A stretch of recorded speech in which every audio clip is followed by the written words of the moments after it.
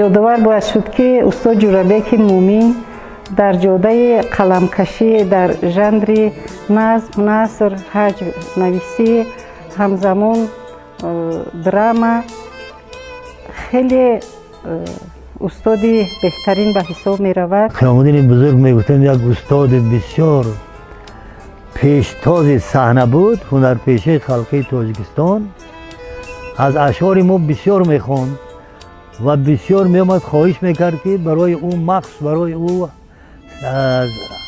هجیه نویسم، برای توی ها، برای بزم ها و حتی او در کینا، در مثلا تئاتر شعر سنبوسه را داخل کرده بود در یک نمایشنامه.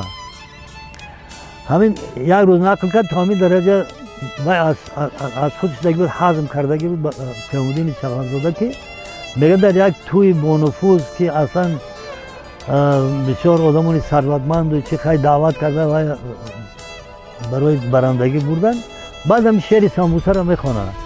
شعر سنبوسه را میخونه، یک زن بسیار آلوفته با قول خودش همین 4 پهلوش زیبنده، بعد یک طبق سنبوسه اونجا که توی سنبوسه دارد، سنبوسه را میگیره میگه انا سنبوسه.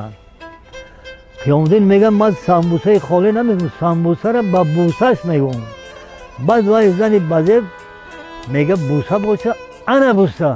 جورابک مومین نفری هستند که در عالم زیبای سیر اعجازی پرمعنی خویش در این کشور، در این سرزمین همتا ندارند. امروز میخوام مصرع‌هایی که با قلم بس و خوب استاد طنین انداز گشته است، اعجاز گشته است، بخوانم. امروز صحن این وطن از هر چمن گل میکند، مانند گلهای چمن گل پیرهن گل میکند.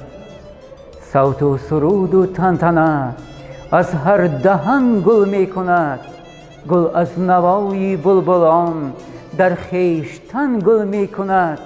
هر لحظه از اقبال ما روی وطن گل میکند. معنای اون رو میکنم که اون چی رو که شعرهایی رو که استاد می نویسد و سرایندگان به آهنگ در آورده اون رو زمزمه میکنند، بگذار که باز هم زمزمه شعرهای استاد جورابک مومین در فضای آباد و آسوده تاجیکستان عزیز در دیار فیضبار و فیضریز فیضآباد باز هم یک شکوه و شهامت خاصه بخشد، زیرا که هر یک سطر مصرع‌های شعر استاد جورابک مومین این تراوت طبیعت نوتکرار، نسیم شمال فیضآباد، چشمه های صاف و زلال دیار فیضآباد را ترنمگر است.